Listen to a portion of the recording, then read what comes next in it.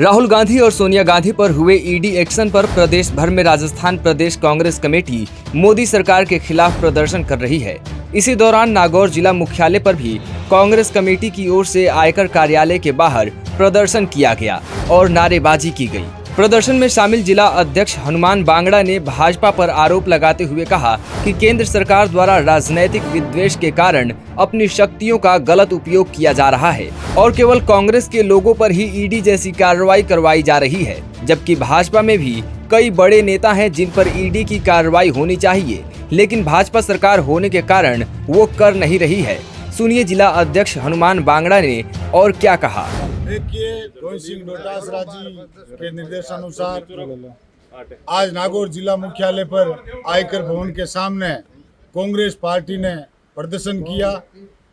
मोदी सरकार जब जब डरती है तब तब ईडी को आगे करती है और कांग्रेस के नेता हमारे सबके आदरणीय राहुल गांधी जी और सोनिया गांधी जी को ये हमेशा जब जब इनको डर लगता है, इनके बौखलाहट हो चुकी है। गुजरात में कांग्रेस पार्टी की सरकार बनने जा रही है, इसीलिए ये चाहते हैं कि ईडी के डर से ईडी को भेजकर कांग्रेस के नेताओं को डरा दिया जाए। लेकिन मोदी जी, ये कांग्रेस का कार्यकर्ता और पदाधिकारी इतना मजबूत है कि आप ईडी भेजो चाहे टीटी भेजो, ये डरने वाला नहीं, डट कर मुकाबला करने वाले हैं और आने वाले वक्त में आपको मुंह तोड़ चुनाव में जवाब दिया जाएगा। गुजरात में आपकी सरकार जा चुकी है, कांग्रेस की सरकार आने वाली है और केंद्र में भी आने वाले चुनाव में कांग्रेस की सरकार बनेगी और मोदी जी को मुंह तोड़ जवाब दिया जाएगा। जिस प्रकार राहुल गांधी जी ने सभी कार्यकर्ताओं को और पदाधिकारियों को संबोधित करते हुए कहा था कि डरने की कोई ज़रूरत नहीं है, डट के मुकाबला करो, क्योंकि हम सच्चे हैं। सच्चा कार्यकर्ता डरता नहीं है, सच्चा पदाधिकारी डरता नहीं है। अगर दम है मोदी जी आप में और हिम्मत है तो ईडी को भेजने से केवल काम नहीं चलता, कोई प्रूफ करके बताइए, वरना आपके बीजेपी में इतने नेता बैठे हैं जो पूरे के पूरे काले हैं। कहाँ गया काला धन?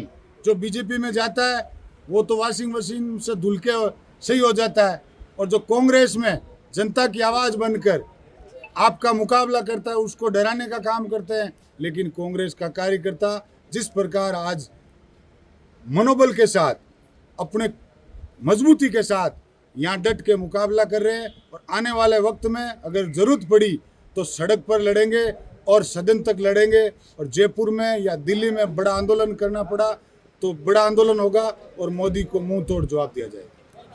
वहीं प्रदर्शन में पहुंचे कांग्रेस नेता मनीष मिर्धा ने भी भाजपा पर आरोप लगाते हुए कहा कि 2014 से पहले तो ईडी केवल बड़े मुद्दे पर ही आती थी, लेकिन आजकल भाजपा के फंसने पर हंट करती है। साथ ही मनीष मिर्धा ने ईडी की सक्सेस रेट पर भी बात की। सुनिए मनीष मिर्धा ने और क्या कहा। जहाँ इनकी चाहे राज्य में सरकार हो चाहे केंद्र में सरकार हो, जब जब ये इनके स्क्रू टाइट होते हैं तब ये ईडी को या सीबीआई को छोड़ते हैं।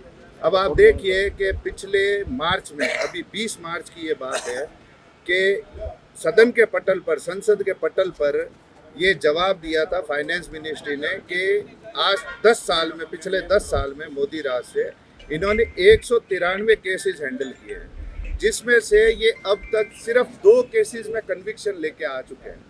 इसका मतलब ईडी की जो सक्सेस रेट है वो 1% से भी कम है, और जो 2 कन्विक्शन आए हैं उनमें से भी दोनों केस जो झारखंड के हैं उनमें से भी एक नेता जो है वो आज की तारीख में बीजेपी में है। तो ये तो इनका सक्सेस रेट है। अच्छा, दूसरा इनका देखिए आप, ईडी कहाँ जाती है। मतलब 2014 से पहले किसी ने सुना भी नहीं था ईडी नाम की कोई चीज़ होती है। वो इसलिए नहीं सुना था क्योंकि अरबों खरबों के जब तक मामले नहीं हो, जब तक ईडी नहीं आती है। आप देख लीजिए, थोड़े साल पहले वो जब हाथरस का केस हुआ था यूपी में, एक आपके ही बिरादरी के पत्रकार बंधु ही थे जो केरला से आए थे, उनको ईडी ने 5,000 रुपये का नोटिस दिया था पीएमएलए में और उनको 2.5 साल जेल में रखा था उनको। तो ये ईडी ऐसे अब हंट कर रही है। अब जहाँ पर भी इनकी ये लोग फंसते हैं, जहाँ पर भी इनको लगता है यहाँ से निकलने का तरीका नहीं है, वहाँ पर ये ईडी को छोड़ते हैं, सीबीआई को छोड़ते हैं। और ये मामला क्या है, राहुल जी का और सोनिया जी का ये मामला क्या है? ये इस मामले में ना कोई पैसों का लेन देन हुआ, ना कोई प्रॉपर्टी ट्रांसफ़र हुई, ना किसी प्रॉपर्टी का पेमेंट किया गया। जब कुछ किया ही नहीं गया तो ईडी का इन्वॉल्वमेंट इस चीज़ में होता किस बात का है? ये 2012 का केस है जिसमें ये लेकर के आए हैं कि ईडी ने अब चार्जशीट दाखिल की है, जबकि ईडी का इसमें कोई मामला ही, जब पैसे का कोई लेन देन ही नहीं हुआ तो ईडी का क्या लेना। मुझे पूरा विश्वास है कि न्यायपालिका से सोनिया जी को, राहुल जी को पूरा न्याय मिलेगा। और हम आज जो इकट्ठे हुए हैं, ये जो ईडी और सीबीआई की जो तानाशाही विपक्ष के खिलाफ चलती है, इसके खिलाफ हम सब लोग लामबंद हैं और पुरजोर तरीके से इसका हम खिलाफत करते हैं।